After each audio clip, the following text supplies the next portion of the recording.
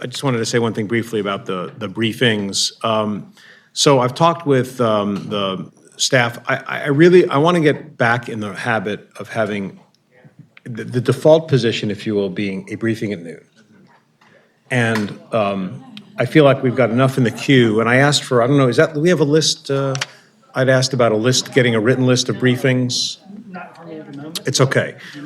No, I thought I'd asked the director if we could have a list distributed just so everybody had one. It's not essential for it to be today, but I wanted everybody just to have a clear view of what is currently scheduled, some of which came from CIP, some of which predated, some of which, frankly, like today, are things that are coming from our own staff about programs of the department. It seems to me that there is plenty of content for these briefings. I know it's an extra hour. I'm not, I realize it imposes on people's time to some extent, but I think there's plenty of content, and I would rather just sort of assume that the default position is that we're going to have one or two briefings at noon, depending on their length, subject to, if for some reason it doesn't happen, or on the other hand, we know we're going to have like a super long meeting and we just say, you know what, let's just take an hour off the front end. It's not that essential, we'll do it. So I just want the commissioners to sort of plan for noon arrival and a start, and you'll get what is at least the working version of the briefing schedule that exists today, some of which may have been sent to you by email, and if it hasn't, we'll get it to you. But most importantly, let's think about noon, so everybody knows. Okay. With that, please, let's get started with today's briefing. All right. Okay, well, good afternoon, everyone. My name is Rachel Whitehart. I'm the city's Forest Conservation Program Manager, and I am here to brief you both about the existing Forest Conservation Program and regulations in Baltimore City, but also to sort of preface a hearing, likely the next hearing on April 23rd for the Planning Commission, where there will be a voting hearing related to these updates. There's a bill in City Council right now, 260161, and so that's been referred to the Planning Commission. So this is sort of to give you a little bit of a briefer on the briefer and to understand what questions you may have that I can address in the next hearing. Okay.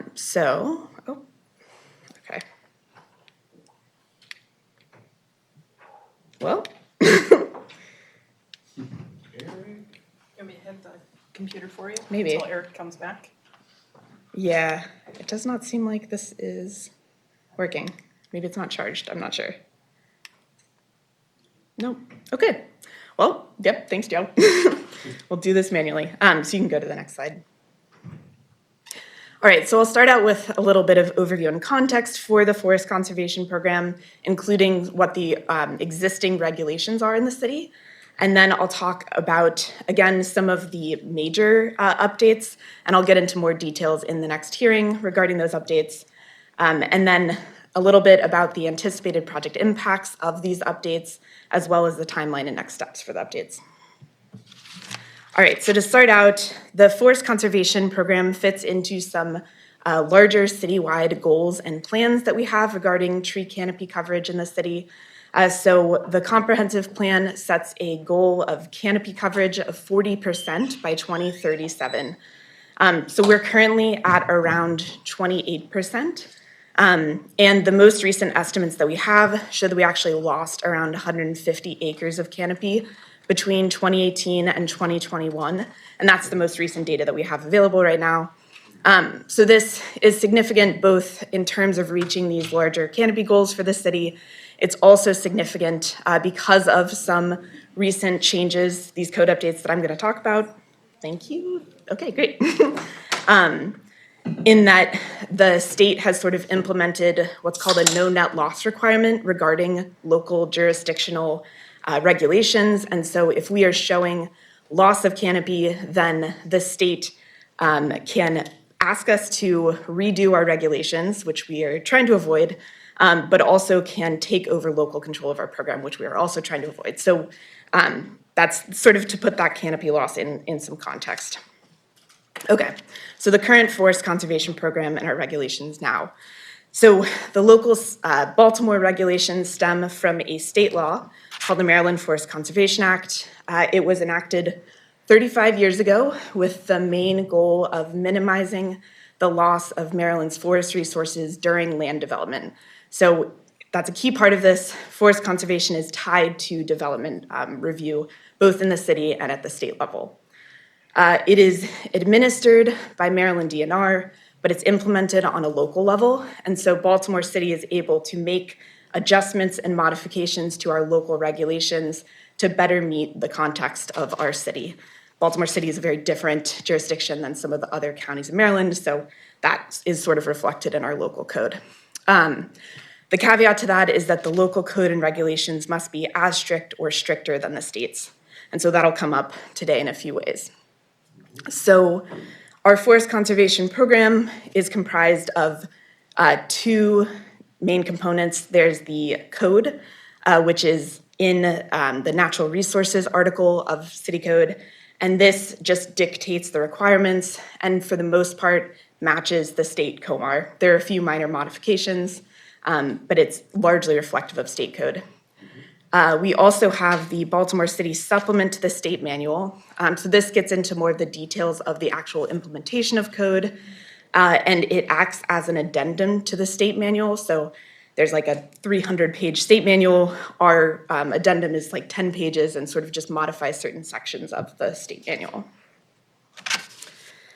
All right, so in Baltimore City, forest conservation review happens as part of the standard development process or development review process.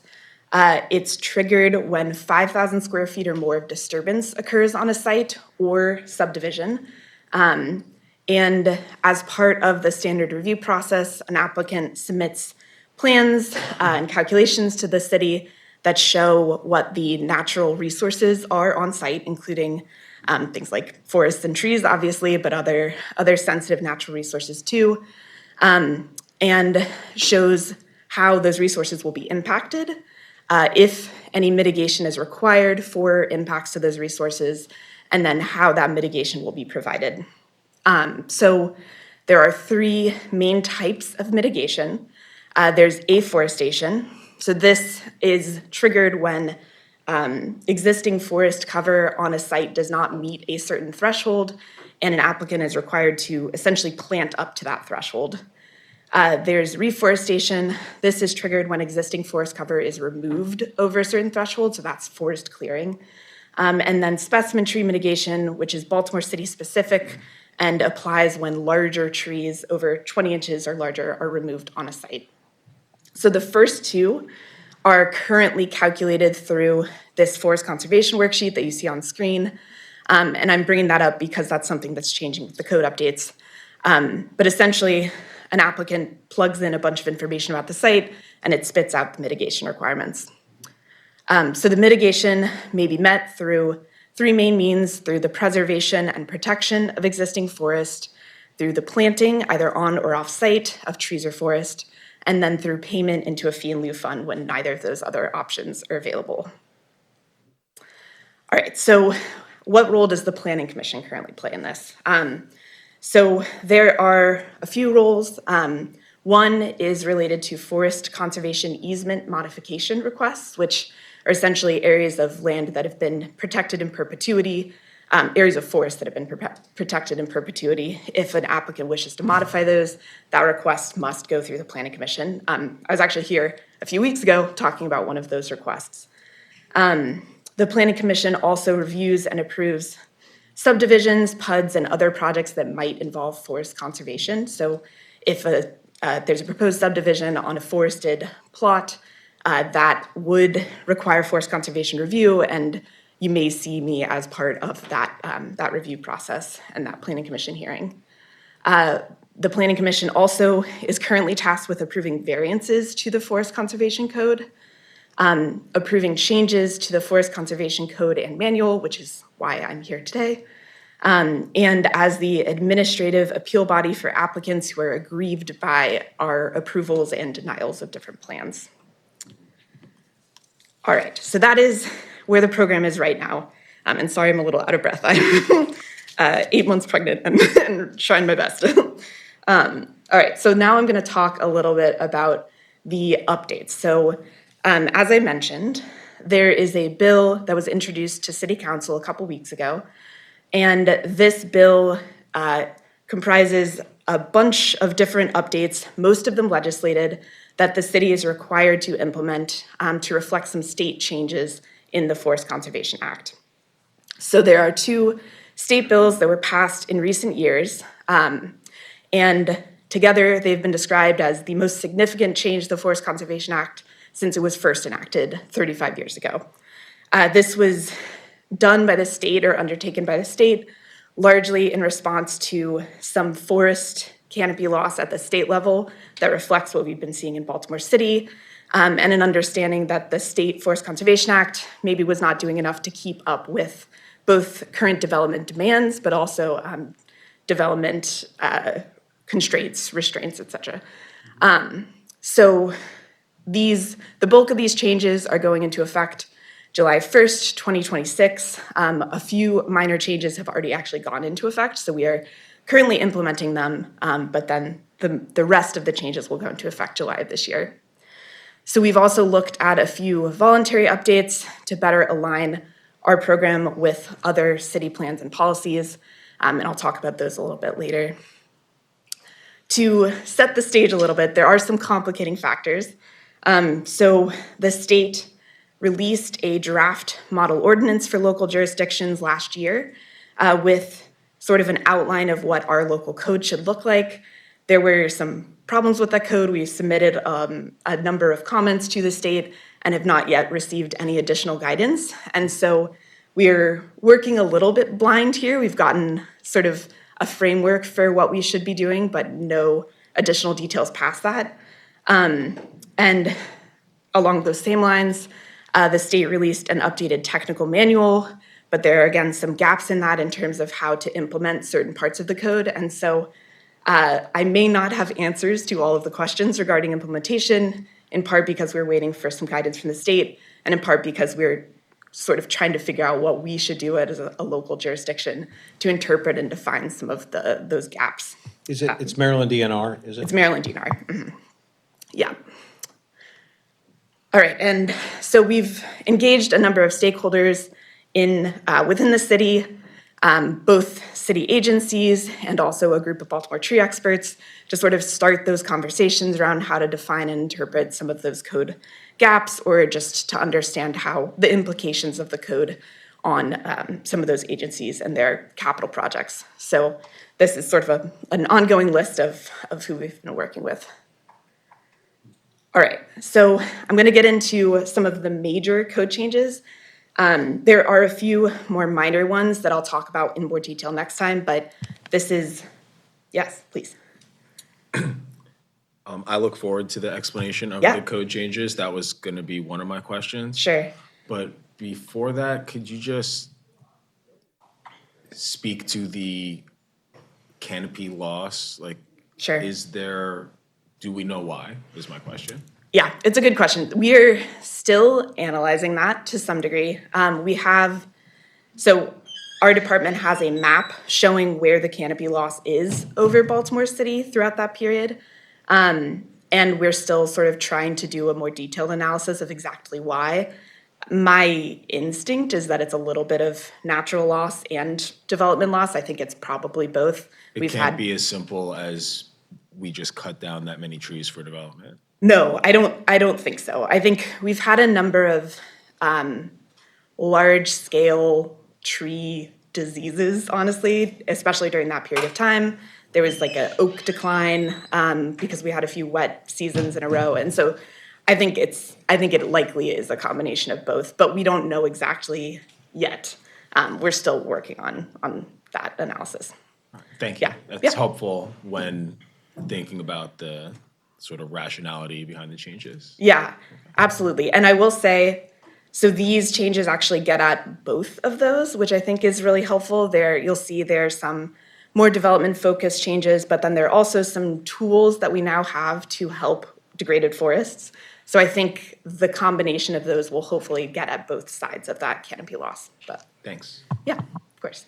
And I hope to have that analysis in better shape by the next hearing as well. So hopefully I'll have more answers then too. But Could you go back to the who's been involved slide? I think it was maybe just, Yeah.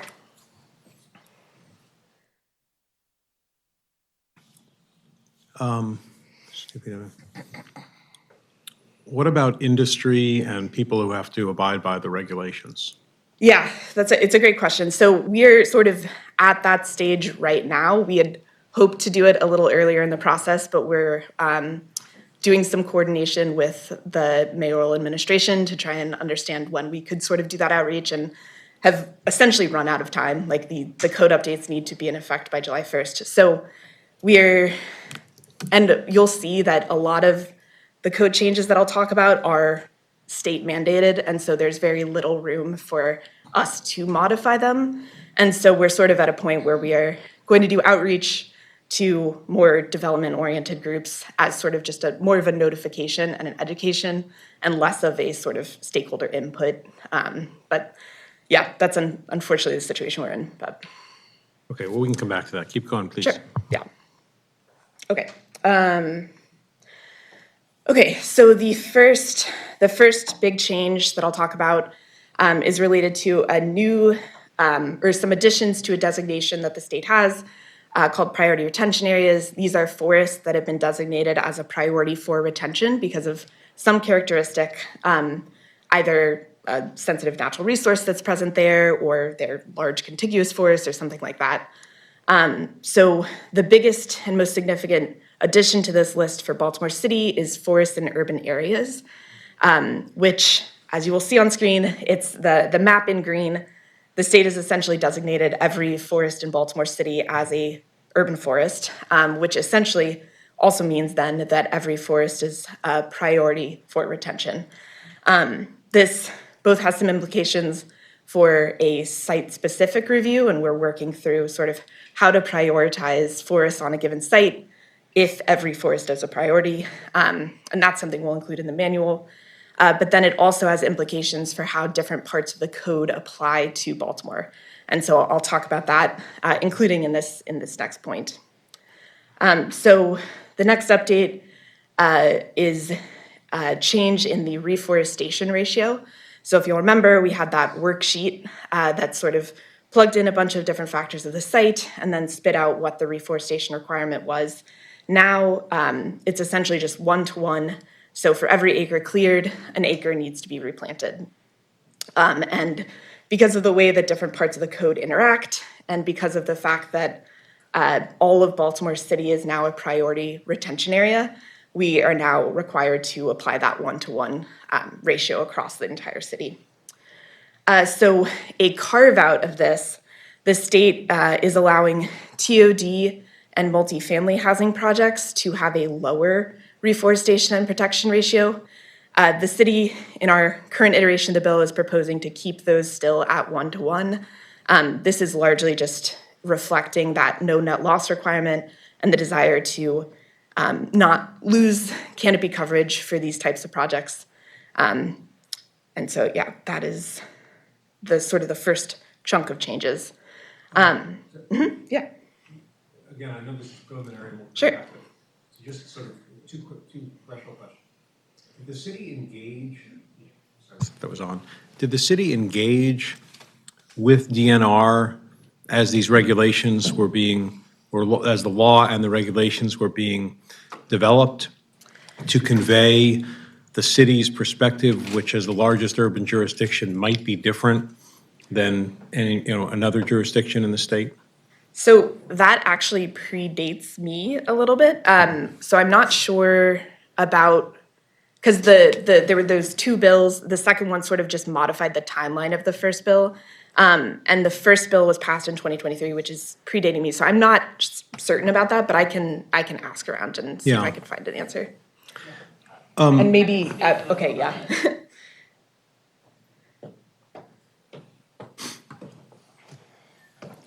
I think the answer is yes, but Amy can. Yes, at the time that those bills were at the state level being considered, I was involved in meetings through MACO, is it Maryland Association of Counties? And so they were bringing together all of the folks in the different jurisdictions that were involved in the forest conservation programs. And so we provided feedback at those points. And there were places where our feedback was taken and incorporated, and there are other aspects where it was kind of moved along as it was going. Okay. Yeah, I mean, and then I guess since we're on this slide, like at some point, I'd like to understand why the city wants to continue to, I mean, let me say it the other way, why the city is not using the flexibility / discretion that the state is given, for example, in continuing to apply a 1-to-1 ratio instead of taking advantage of the additional flexibility. Sure. Just say this even more broadly. I recognize how important forest conservation is. This is not about in any way deprioritizing forest conservation, but as with all these things that impose a regulatory burden on development and investment, I want to be sure that we're striking the balance in a way that's appropriate. So that's my broad thesis here, to make sure that we're not, if the state is giving us flexibility, it may be giving us flexibility for a reason. If we're not going to use it, that may also be a good idea, but I think it's worth understanding why. I just want to make sure that as we're pursuing what are, absolutely important environmental or conservation or other priorities, that we're figuring out how to do that in balance with the economic development issues that face the city in particular. Yeah, no, I mean, it's an excellent point. And maybe worth getting into more in the next meeting, but I have done some initial analyses of sort of what areas would be impacted by both of those reductions and trying to understand what the trade-offs would be. So I can definitely maybe provide some more context in the slides next time about that. Yeah, and since we're, talking about broader stuff, I'm not sure what the launch sequence was here, but it's April, May, June. So we're 3 months before this thing is mandated. Is this it's my first time going through a state mandated. Is this the normal thing? The commission gets 90 days to digest and discuss and decide and recommend and approve, because it doesn't seem like very much time. Yeah, I mean, it's not. And I think this is not the way that we had hoped that the process would go. You'll see, I have a timeline slide later. We started this work in May of last year, but we sort of, through waiting for more state feedback and input, and there were conversations around there being more state bills to modify the timeline that would give us more time to implement these code changes, and none of that ended up coming to fruition. And so I've talked to other jurisdictions, and they are unfortunately in the same boat as us of just kind of doing a little bit of scrambling to implement this. And this is not the way that we would have liked this process to go. Well, again, I don't know what the stakes are here, and I guess you'll reveal it as we go along, but has anybody thought about whether, if it's important enough, asking the state for some sort of implementation schedule relief? We want to do this correctly. Sure. So I'm just wondering. Yeah, it has definitely been, so there have been a few sessions with the state where they've engaged local jurisdictions, and that feedback has been provided. There has been no communication from the state since, I think the last of those sessions was in January. So I wish that I had better answers about that. All right, well, that's fine for now. Thank you. Sure. Okay. So getting into sort of the next type or category of changes, there are a few new local jurisdictional tools to prevent forest loss. So the city will now be able to grant mitigation credits for the restoration of degraded forest. So sort of going back to the canopy loss question, this can potentially help us address that natural canopy loss in addition to some of the other tools that are helping address more of the development-related canopy loss. This is an area that the state has not really provided additional guidance on, either with regards to what qualifies as restoration or what qualifies as degraded forest. And so we are, in the interim, planning on using documents that are already provided as part of the standard review process that give information as to the quality or state of a forest. And then in the long term, we'll sort of incorporate these standards into both the manual, but also ideally into some sort of like citywide tree or forest management plan that has mapping of both city-owned, but also potentially otherwise owned degraded forests, and sets better standards for what this restoration could look like. So the next tool that we now have is the reinstatement of the use of qualified forest conservation mitigation banks. So these are tools that have been in existence in the past, but have now been sort of re-legalized through this legislation. Baltimore City doesn't have any of them. Essentially, what a mitigation bank is a property owner can set aside or plant forest and then sell credits in that forest to other applicants throughout the city. So we are adding language into our code to allow the use of these, and then we'll also establish processes outside of the code to support the development of those banks and to track them. All right, so this is perhaps the most significant of the changes. So there's a new public notice and comment process required for the clearing of priority retention areas, which, as you'll remember, is all of Baltimore City. And so any forest clearing in the city, we're required to provide an opportunity for written comment. But then if the clearing is over a certain threshold or size, we're required to provide an opportunity for both written and verbal comment. So we have set some initial justification criteria for how to approve or disapprove that clearing in the code updates. But we are going to establish clear roles that public comment will play in the review process in the manual. That was at the recommendation of the law department. They said it was too messy to include in the code, and so that'll be included in the regulations. And then the next change is related to judicial review. So right now, the Planning Commission acts as the administrative appeal body for aggrieved persons who have an issue with a forest conservation approval. This both expands that to allow aggrieved persons and adjacent property owners to appeal a forest conservation plan, and it also allows an escalation to the circuit court, depending on the Planning Commission's approval or denial. And then the code introduces an appeal process for the priority forest clearing determinations. So depending on whether the city says you're allowed to clear or not clear this forest, an aggrieved person can then appeal that as well. All right, so there are, as I mentioned, a few voluntary updates that we're also looking into. The first two are thinking about how to make certain types of projects easier in the city. So we are exempting from afforestation, which is essentially just required because you're disturbing land, not because you're clearing or removing forest or trees. We're exempting voluntary stormwater management projects from that as a way to sort of help facilitate those projects and ease up the regulatory requirements for them. Similarly, there is at the state level an exemption for maintenance and retrofit of stormwater facilities that we are instituting in our code at a local level.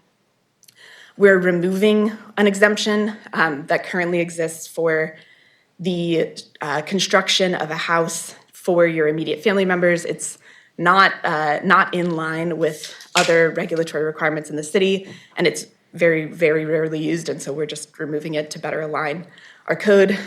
There are a few requirements related to sort of long-term documentation or documentation of long-term protected areas, just allowing the city to request that information from applicants, which we already do as a practice. This is just codifying that practice. Aligning our as-built reviews, so documentation of planting after it's actually been completed with other landscape manual requirements. So the landscape manual as-built documentation requirement is already in the code, and forest conservation is reviewed in tandem with landscape manual, so this is just kind of coalescing those two requirements. And then the final voluntary update is related to increasing our fee in lieu rates. So right now, we have a fee in lieu rate of $600 per shade tree, we're proposing to increase that by $100 to $700 per shade tree, and then increase our specimen tree fee in lieu accordingly or commensurate with that from $300 to $350 per inch. So this is in part required because we haven't updated our code since 2020, and so costs of both trees and maintenance have increased since then. And so this is sort of commensurate with that increase. We did an analysis of what the cost of a tree is now, what the cost of maintenance is now, and this is reflective of that.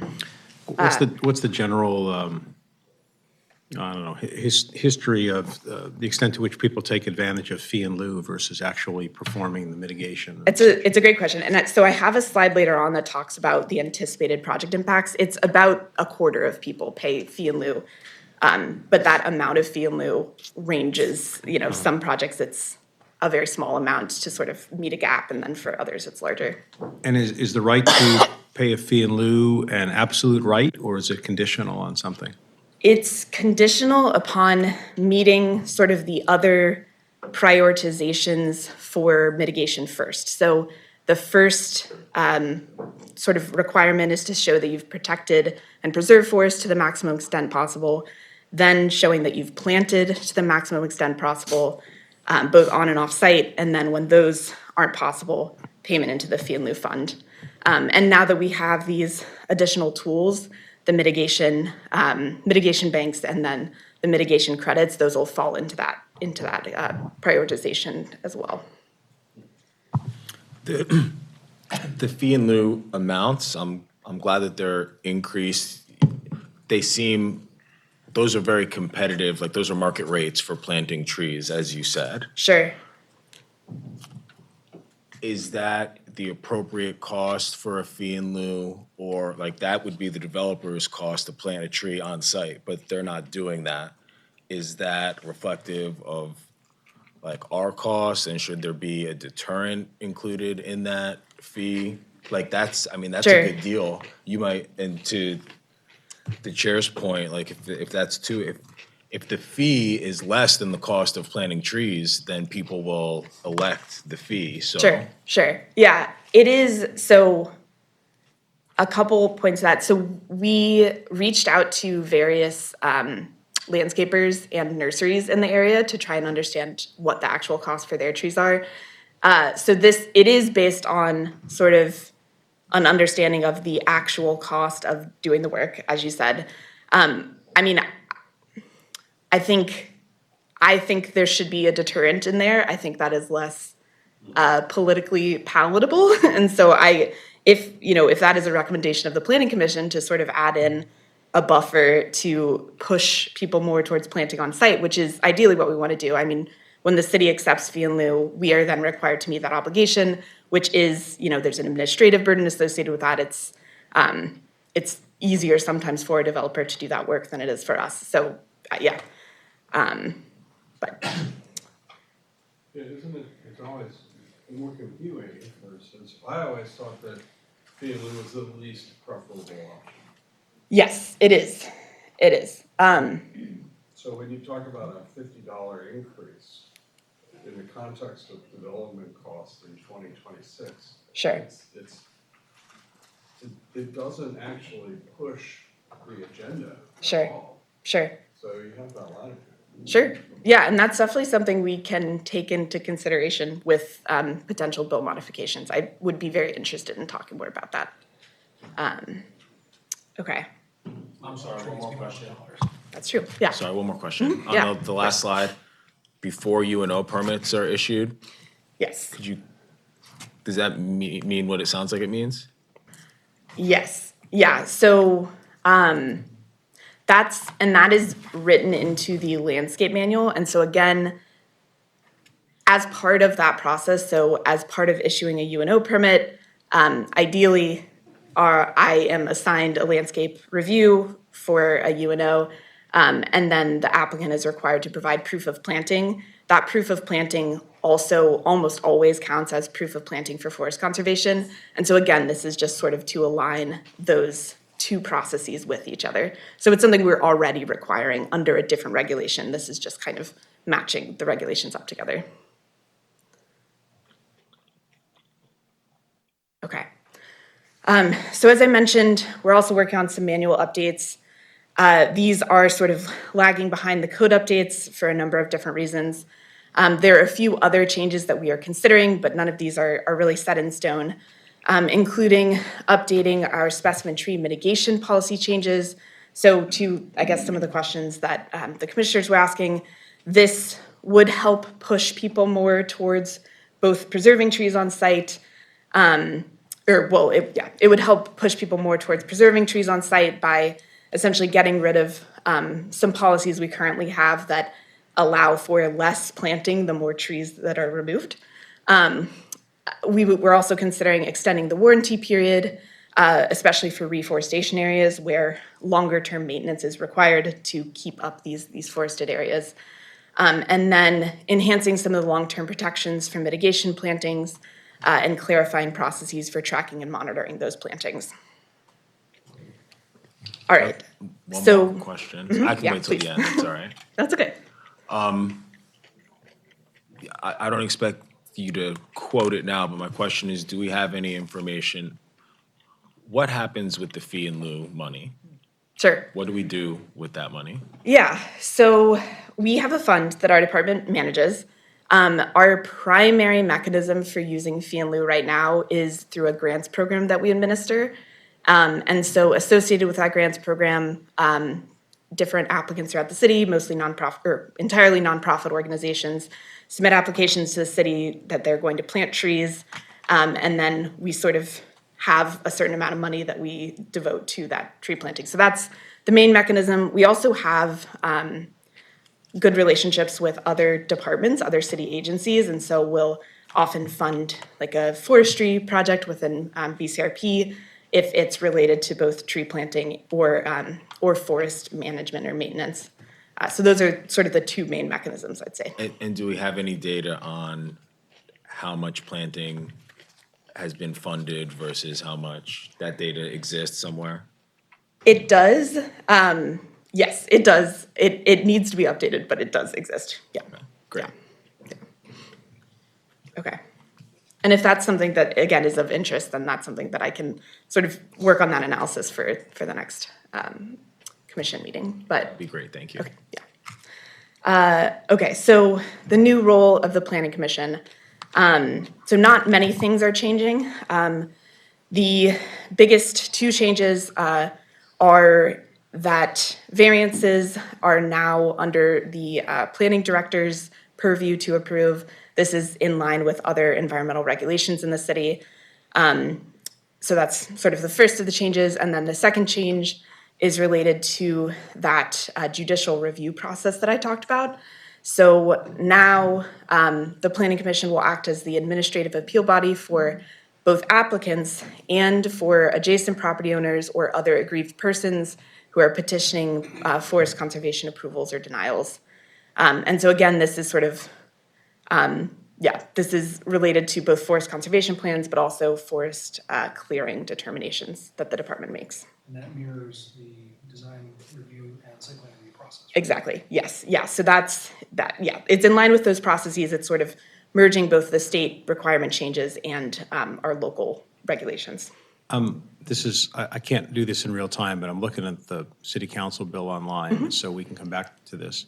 But is this, maybe it's a question for Jane if you know, but are we changing who has the right to appeal? Or are you simply saying that when these appeals are taken, the planning commission will become the venue for those appeals to be taken?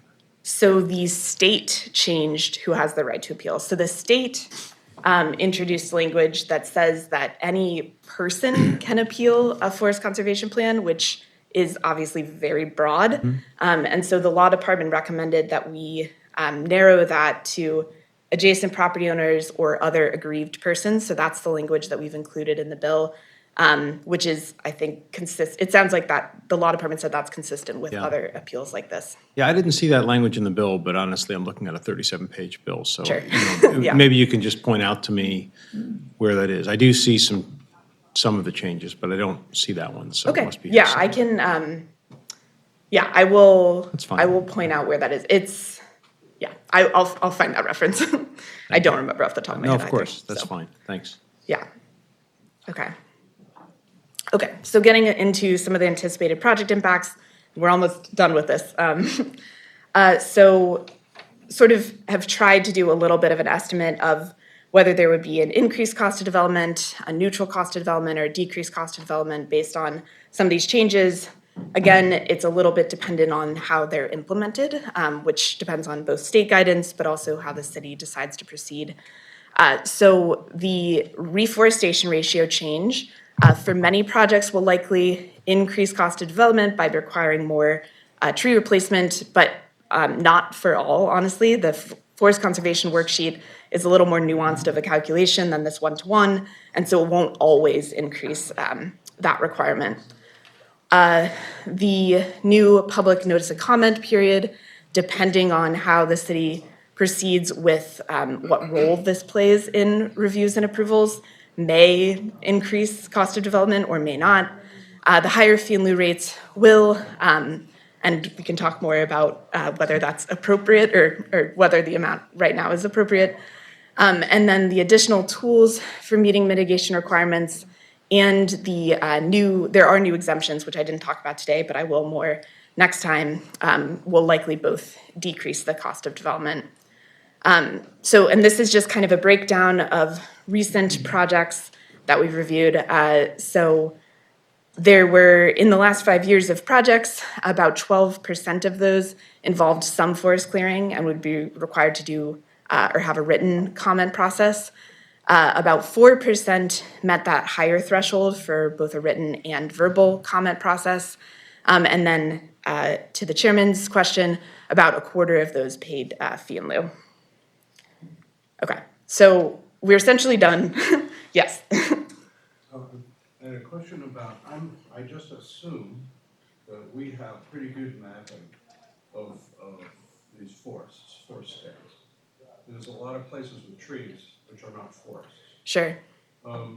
Is it fair to say that the city is a significant owner of forested land? Druidville Park, for instance. Yeah, so the city is a significant owner. I know that there's actually a significant amount of property. I can't remember exactly what the breakdown is of privately owned versus publicly, but we do have that mapping, so I can look into that for. I also assume that it's large institutions, the hospitals, it's the universities that also are large landowners that will have residual forests. Yes, absolutely. So, yeah, it just seems to me that being able to understand, where the forests are and specifically who's impacted, the ownership entities is really important to understand the impact. Sure. Yeah, and I will say the way that city agencies or government are held to these regulations is a little bit different. And the way that some of the larger campuses that you mentioned, so a lot of them already have forest conservation easements in place, which are essentially protecting forest, and unless they're proposing to modify those, they would not be held to these in the same way, in that they've sort of already met their mitigation requirements for their sites. But yes, it's understanding exactly who's going to be impacted by these regulations and how is definitely important. Yeah. So, did you want to conclude, or are you? No, this is essentially it. I'm just trying to leave some time for my colleagues who are also going to maybe do a briefing. Yeah, we have another briefing scheduled, do we not? Yes, and in discussion, about 15 minutes, not including your questions. Well, it's time sensitive enough that we should make time for it, correct? I'm not going over the floodplain code updates. This is by your request. So I'm just talking about floodplain regulations and how they relate to the CIP process. Okay, well, I think we can afford some time to do that. But so we don't need to extend this at great length. I'm just trying to set some broad principles, at least from my perspective. I want to speak for others.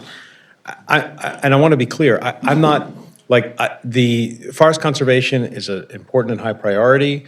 I'm not opposed to forest conservation or any of those things. But I just want to be sure that the city is sticking up for itself in these processes, and that to the extent the city needs to be treated differently, wants to be treated differently, that we're doing our best.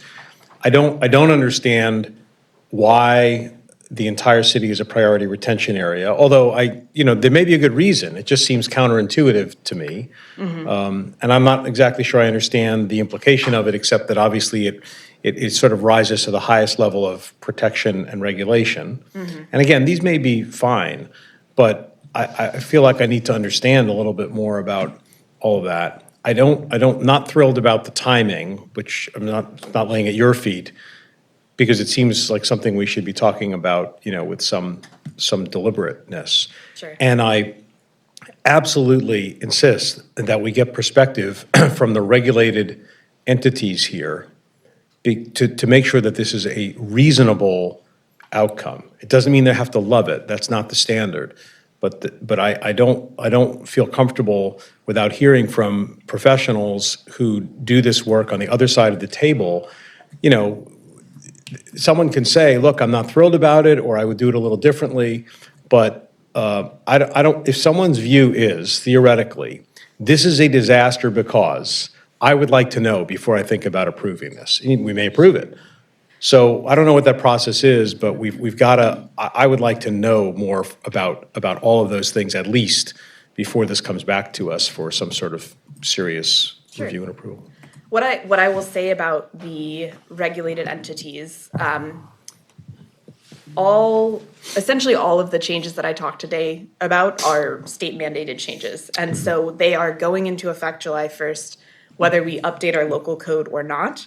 And so there is an element of, it behooves us to update our local code to reflect any modifications that we may want to make, including maybe some that are loosening up development regulations. And so that's sort of, and I think that's why the development input side of things is a little complicated, in that there's really not that much input that can be provided that would have a substantive impact on the code. But your point is well taken. I just am trying to provide that context. Yeah, no, I understand. I understand that we are constrained by the state.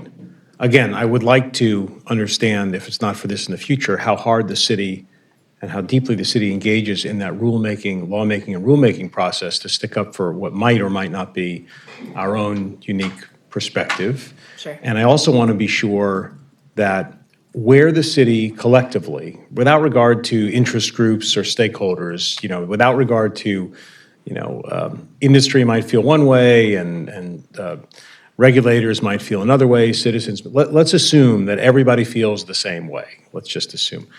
I want to be sure that we're taking every opportunity to implement whatever that consensus might be if we're lucky enough to achieve it. And I've been in situations before, people are like, well, that's the rule. And you're like, well, did you ask them? People are like, well, no, we didn't ask them. Well, why don't you go ask them? Why don't you ask them if there's relief? Why don't you go ask them if there are ways that the city could be treated differently, assuming, again, we were able to reach some consensus that the city ought to be treated differently. Sure. So Sure. that's the kind of pushback I'm trying to apply. And again, I appreciate very much your presentation. Obviously, you have a lot to offer. It's critically important.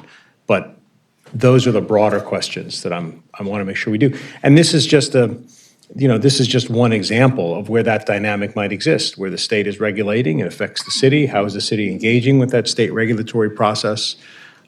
So those are my thoughts, at least at the moment. Others want to ask any further questions? Okay. Thank you very much. Appreciate it. Thank you all for your time. Okay. So my name's Jill Birch. I am the city's floodplain manager. I am part of the environmental permits team along with Rachel underneath Amy Gilder-Basati. Grace Hansen is, I'll show you a slide with our team on it. But I work very closely with Grace Hansen, who is the coastal planner and critical area planner for the city. So I'm here today to talk to you about generally floodplain regulations and then how those impact the CIP process that we go through.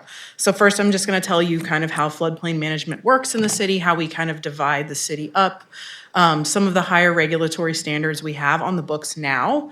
Those are related a little bit in part to something that the city participates in voluntarily called the Community Rating System, or CRS. And then we're going to tie it all up by talking about how it relates to CIP. Okay? So as I said, I'm Joe Birch. I'm the floodplain manager. I'm part of the environmental permits team along with Grace Hansen and Rachel Whitehart.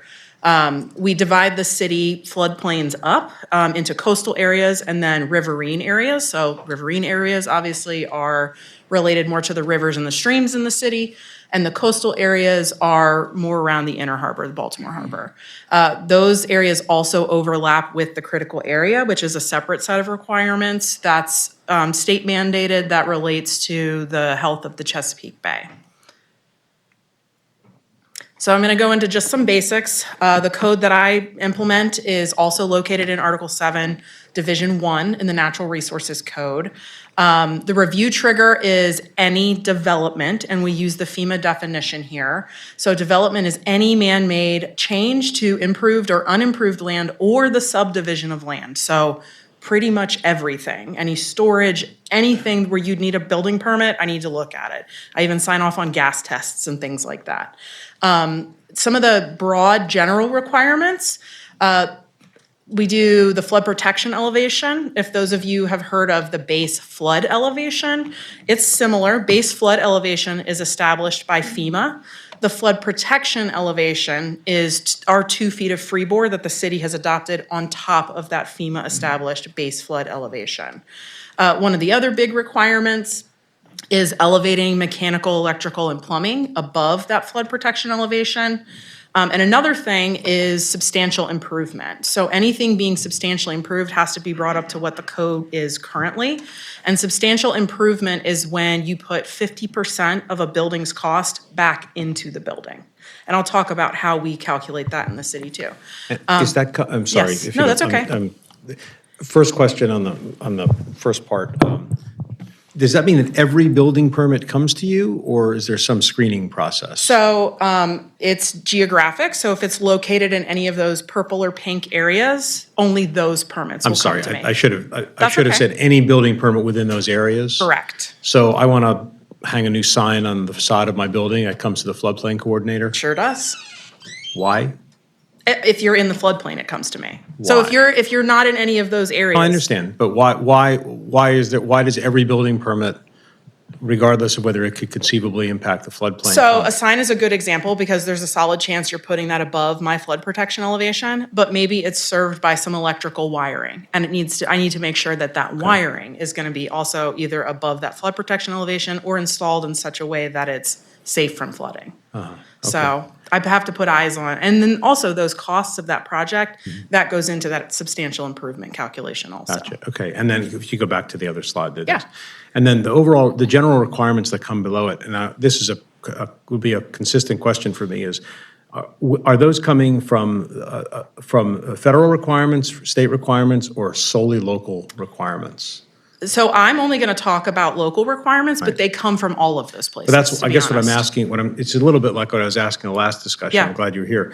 I'm always trying to figure out whether we are constrained to do something because the higher unit of government or some external force constrains us, Mm-hmm. or whether we are making a policy or other determination locally where we have discretion to make different choices. Right. And we choose to make this one for a totally reasonable reason, right? Mm-hmm. But so when I ask you about those bullets, I'm saying, for example, does 2 feet of freeboard, does that come from local law? Does substantial improvement and does the rule for substantial improvement and the definition of substantial Right. improvement come from, federal law, state law, local law? So if you could just try and Mm-hmm. Yeah. frame a little bit when you're They're all a talking. little different.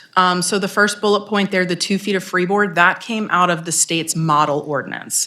So we weren't forced to adopt that. That was just what they recommended that we adopt. They're actually pushing now for 3 feet of freeboard. And the state actually has a map product out that shows you what every jurisdiction has for their adopted freeboard. There's one county in the state, and I can't remember which one it is, they actually have 4 feet. And then there are places like Ocean City, Maryland, and they have 3 separate freeboards, depending on where you are within the jurisdiction. So there's lots of different ways you can do it. But that came from the state, the model ordinance, not a requirement per se.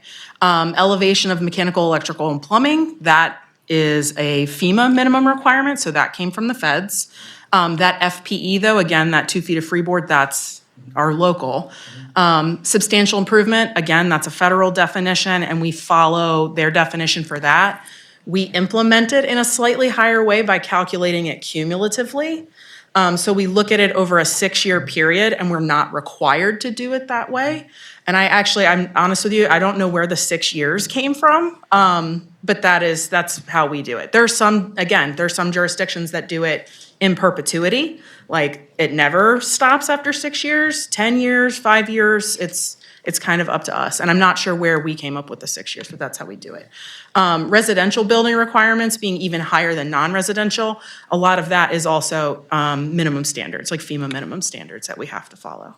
And when I say that we have to follow these FEMA minimum standards, you are required as a jurisdiction that participates in the National Flood Insurance Program to adopt certain minimum standards. If you want to participate in the National Flood Insurance Program, you have to participate in the National Flood Insurance Program if you want access to disaster funding, should that need ever arise. Just some basics. So talking about the special flood hazard area versus the regulatory floodplain. So FEMA, again, is the one that defines the SFHA, or special flood hazard area. The regulatory floodplain is what Baltimore City chooses to regulate. So we do regulate, again, beyond what we're required to from FEMA. So there's the 1% chance, or the 100-year flood some of you have heard. We go beyond that and we regulate to the 0.2% or the 500%, or sorry, the 500-year flood.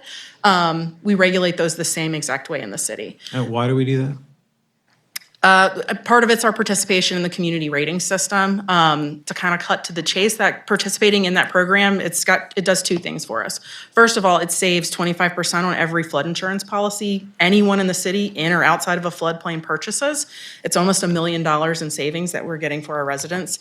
It also is a much more holistic approach to looking at floodplain management. So we're looking at public outreach, we're looking at higher regulatory standards, we're looking at actual, shovel in the ground projects like the flashing floodlights that we have down in Frederick Avenue and stuff like that now. So it's literally everything that we could do to improve our program. And then I explained the difference between a BFE and the FPE, and then the coastal versus the riverine. Does anybody have any questions on this before I move on? Okay. I just mentioned the National Flood Insurance Program. FEMA provides subsidized flood insurance to participating jurisdictions through this program. Like I said, we are required to participate in this program if we want access to disaster aid.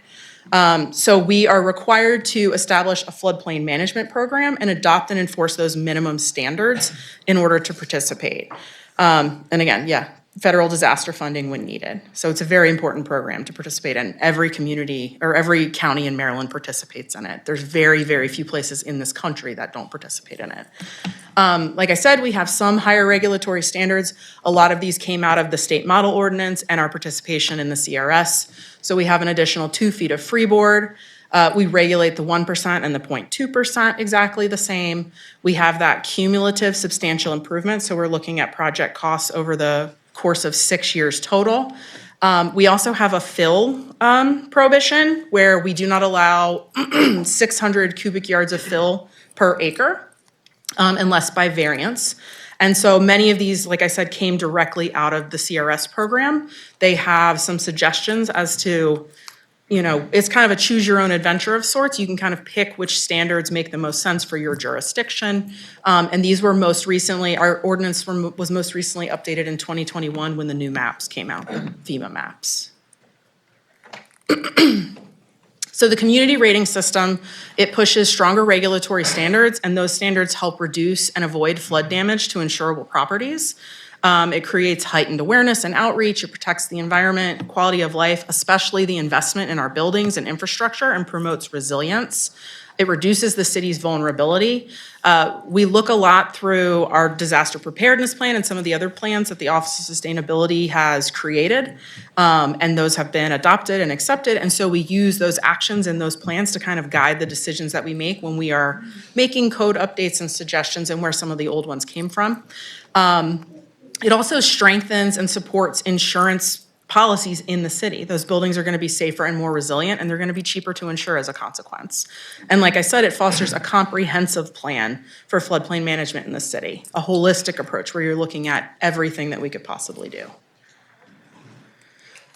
This slide has a lot on it. You don't need to know most of it. This is trying to give you a taste, though, of all of the different activities that we can do as a city in order to earn points for our participation in this program. So there's public information, mapping and regulatory activities, flood damage reduction activities, flood preparedness, and we earn points for all of the different things that we do. And some of them, like for example, because we regulate the 1% and the 0.2%, we get a bonus for doing that. It kind of multiplies everything else that we're doing in the city because we're doing it in a larger area than we're required to do. We are actually in Baltimore City tied for the highest rated community in the state of Maryland as a Class 5 community. You enter the program at a 10, best is a 1, we're right there in the middle.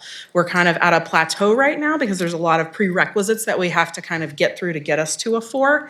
But you'll see me again eventually when I come and try to get you to help me with some even higher standards in the future. And the direct consequence of the number of points you accrue is what? Just say it again. So the different the different class rating levels, you have to have a certain amount of points to get there. Right, and then what's In the addition- consequence of getting to each of those? So because we're a 5, we get that 25% off. If we got to a 4, it would be 30% off. Off of individual flood insurance policies by businesses, homeowners, et Anyone. cetera, et cetera? Yeah, you don't even have to live in the actual floodplain to buy a flood insurance policy for your house. And you think you know what the net savings of that you say $1 million? It's about $1 over million, your- yeah. Across the city? Mm-hmm. Okay. Yep. Okay, so capital improvement projects. So all new construction has to comply with current code. And then any renovations that trigger that substantial improvement also must comply with current code. And like I was saying, substantial improvement is when a project value over 6 years is equal or greater to the tax assessed value of the building at the time the first permit is pulled. We've been talking about this a lot in planning because there are issues when we're looking at a tax assessed value of like City Hall, for example. It's doesn't look the same as maybe a residential structure because taxes aren't levied the same on those buildings. So there are other ways to address this. We are able to use like a private assessment for the value of a building when we're calculating this, but we do have to follow the documentation from FEMA and we have to document that and make sure that we have those numbers coming from a reputable place. Because we are supposed to regulate ourselves the same exact way we regulate everybody else. Explain the word value. Does that mean the cost of the investment in the project, like hard costs, hard and soft costs? What are we talking about? So it's not super clear in the documentation. Tax assessed value is the term that is used in the guidance that FEMA gives us. But, well, I was having an easier time with tax assessed value because there's a tax assessed value, except for, buildings that are not taxable or still have an assessed value, which is Right. often not a very meaningful number. But at least I know where to go find that theoretically. But what is the project's value? Does that The mean project's Yes, value, okay.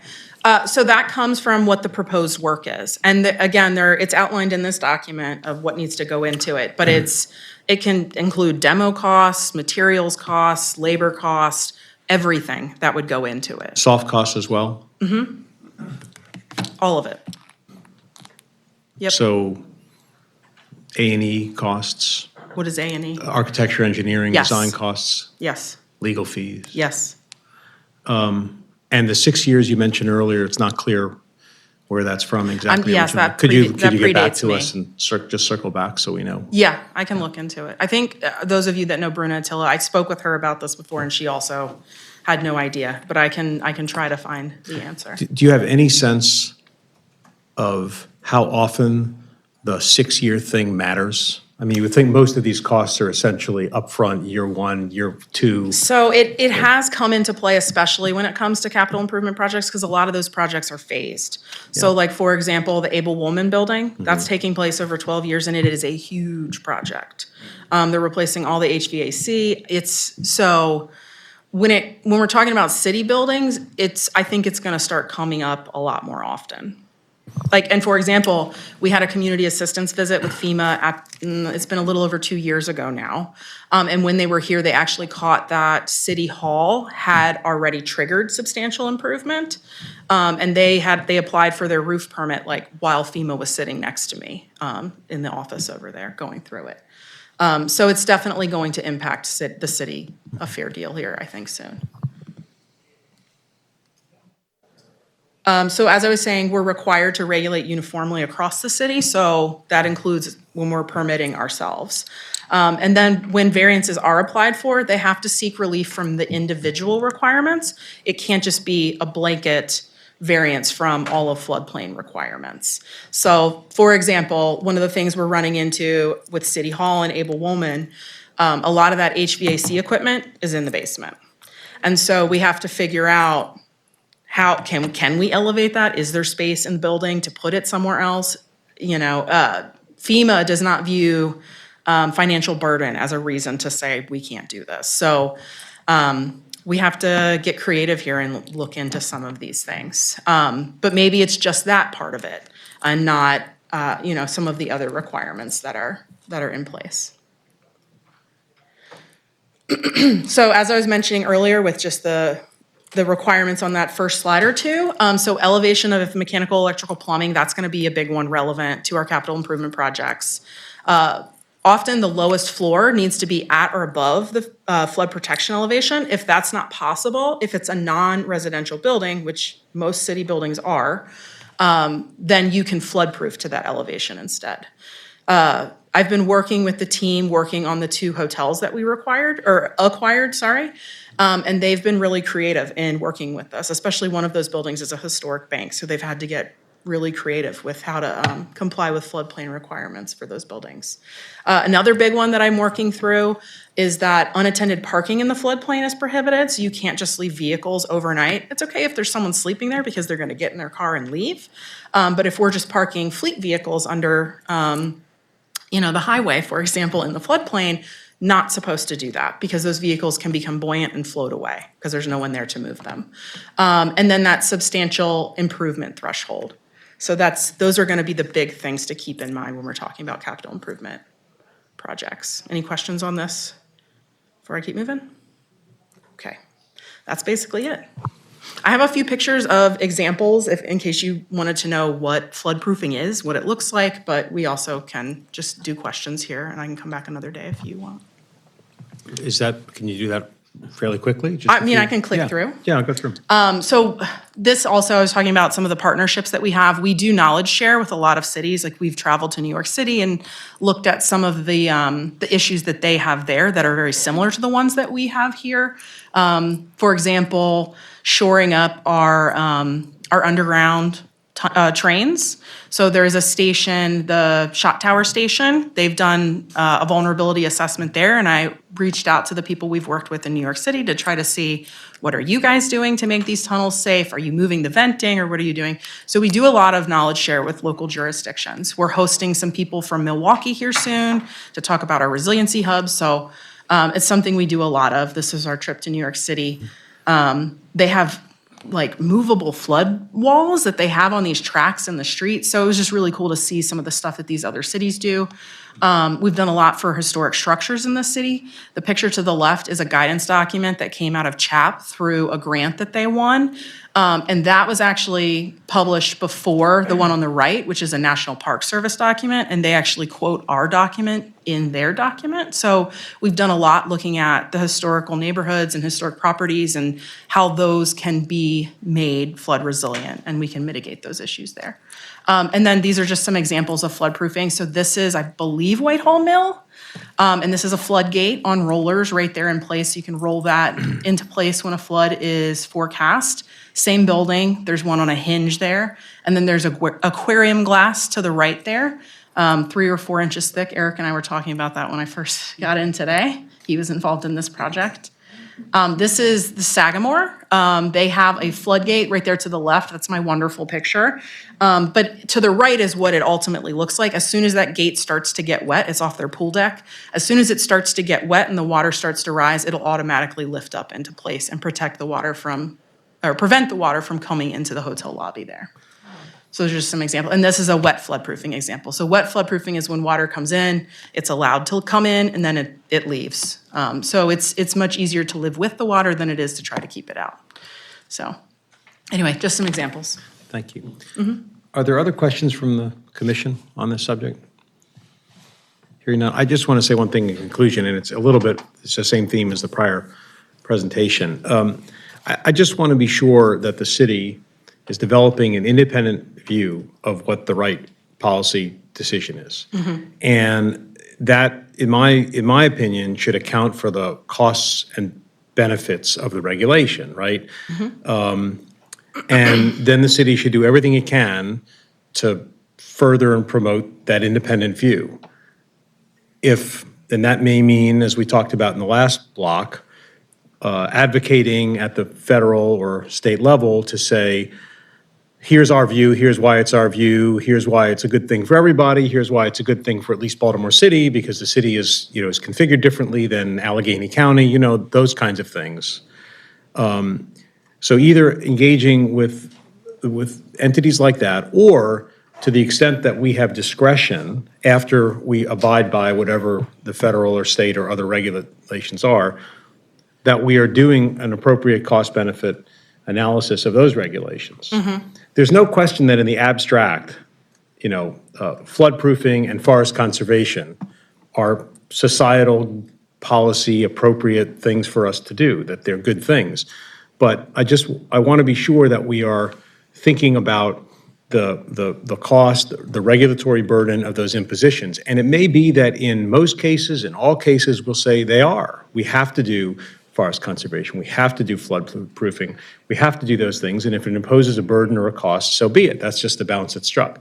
But I'm very interested in making sure that that is an active, continuous discussion, and we don't just default to, sort of the most onerous restrictions. Sure.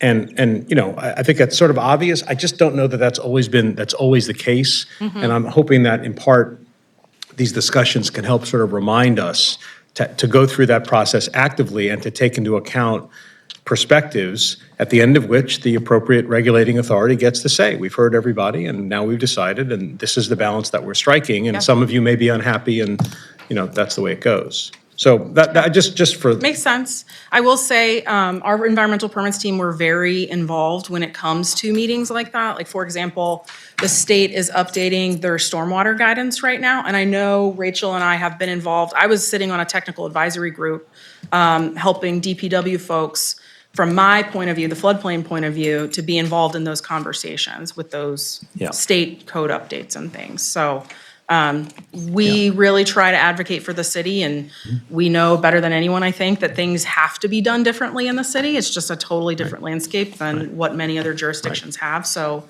I definitely think our team has that on mind at all times. No, thank you. And since this came from the CIP, this was born a little bit of the CIP discussion. We talk about regulating private entities and private development, but here you just described it, this massive capital spend in which the city is going to engage. The city, of course, is subject to the same regulations. So again, we have to balance the public policy of, resilience, floodplain protection, and so on, with the fact that if option A costs us $1 million and option B costs us $10 million, it's worth a serious discussion about the value of the $9 million. Yeah, for sure. And I just want to make sure we're talking about that. Yeah. Okay, well, thank you very much. Anybody else? Thank you. Great. Thank you. Thanks for your time.